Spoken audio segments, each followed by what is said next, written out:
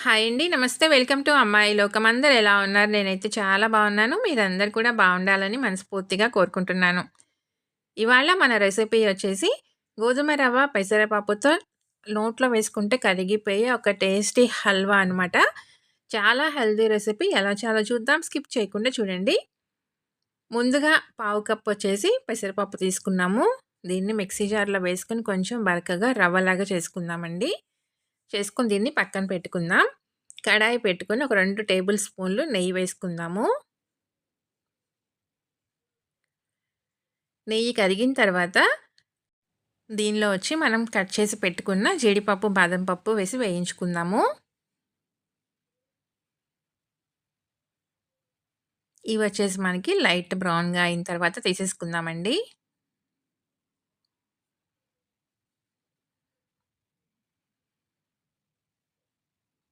చక్కగా వేగిపోయినాయి. తీసి పక్కన పెట్టుకుందాము.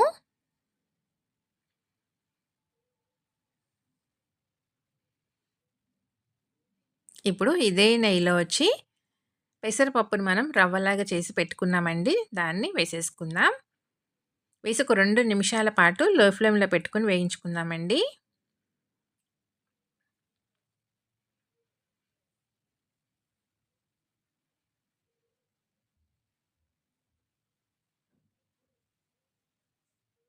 చేసుకోవటం చాలా ఈజీ. చాలా అంటే చాలా టేస్టీగా ఉంటుందండి.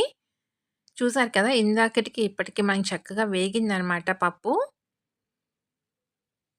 ఇప్పుడు దీనిలో వచ్చి ఒక కప్పొచ్చి బన్సీ రవ్వ, గోధుమ రవ్వ సన్నగా ఉంటుంది కదా! అది తీసుకున్నామనమాట. ఇదే కప్పుతో పావు కప్ మనం పెసరపప్పు తీసుకున్నామండి. దీన్ని కూడా ఒక 2 నిమిషాల పాటు చక్కగా లో ఫ్లేమ్‌లోనే పెట్టుకొని వేయించుకుందాము.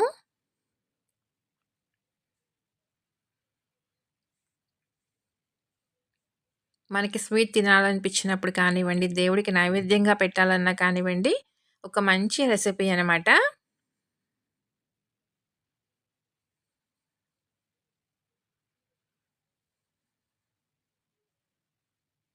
రవ్వ కూడా మనకి చక్కగా వేగాలండి. పచ్చివాసన అనేది లేకుండాను.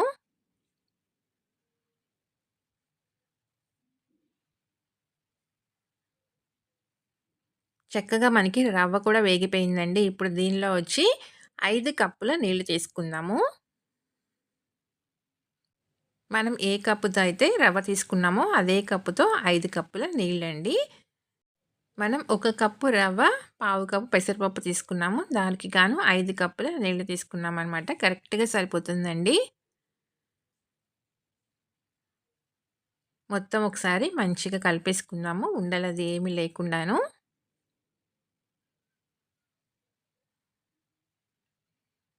ఈ రవ్వ, పెసరపప్పు 2 కూడా మనకి చక్కగా ఉడకాలనమాట. మధ్య మధ్యలో ఇలా కలుపుకుంటూ దీన్ని ఉడికించుకుందాము.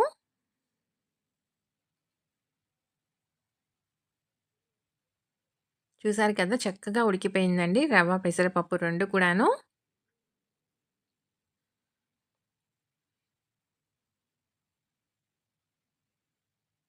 ఇప్పుడు దీనిలో వచ్చి అదే కప్పుతో ఒక కప్పు బెల్లం తీసుకున్నామండి.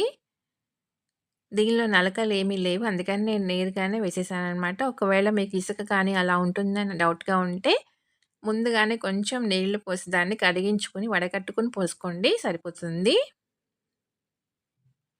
తీపి కరెక్ట్‌గా సరిపోతుందండి. ఒక కప్పు బెల్లము. ఇంకా కొంచెం ఎక్కువ కావాలి అనుకుంటే ఇంకొక 2 టేబుల్ స్పూన్ల వరకి మీరు వేసుకోవచ్చు. మీరు తినేదాన్ని బట్టి.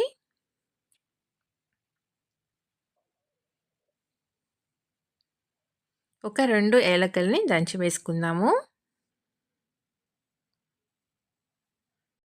మనకి చక్కగా దగ్గర పడిందండి రవ అనేది. ఇప్పుడు దీనిలో వచ్చి ఒక టేబుల్ స్పూన్ పుట్నాల పప్పు, ఒక టేబుల్ స్పూన్ ఎండు కొబ్బరి ముక్కలు వేసి రెండింటిని మిక్సీ పట్టాననమాట. ఆ పౌడర్ వేసేసుకుందాము. ఇది వేసుకోవటం వల్ల టేస్ట్ చాలా బావుంటుందండి. వేసి మొత్తం మంచిగా కలిసేటట్టుగా కలుపుకుందాం.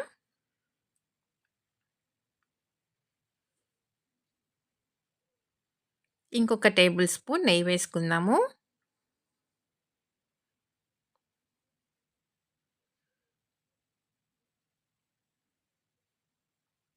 మంచిగా ఒకసారి కలుపుకొని స్టవ్ అయితే ఇంకా ఆఫ్ చేసేసుకుందామండి.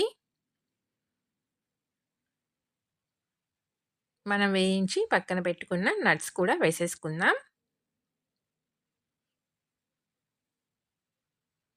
కొన్నింటిని అట్టి పెట్టుకొని పైన గార్నిష్‌కి వాడుకుందామండి. కొన్నింటిని దీనిలో వేసేసుకుందాము. అంతేనండి, చక్కగా రెడీ అయిపోయిందనమాట.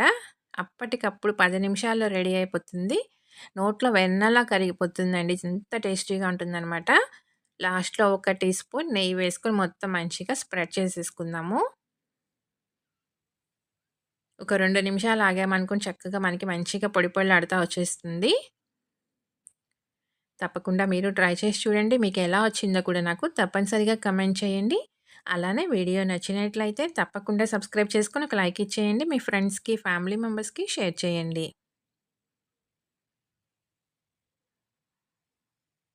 చాలా అంటే చాలా టేస్టీగా ఉంటుందండి. ఒక మంచి హెల్తీ రెసిపీ. పిల్లల నుంచి పెద్దవాళ్ళ దాకా అందరూ తినదగిన ఒక మంచి రెసిపీ అనమాట. తప్పకుండా ట్రై చేసి చూడండి.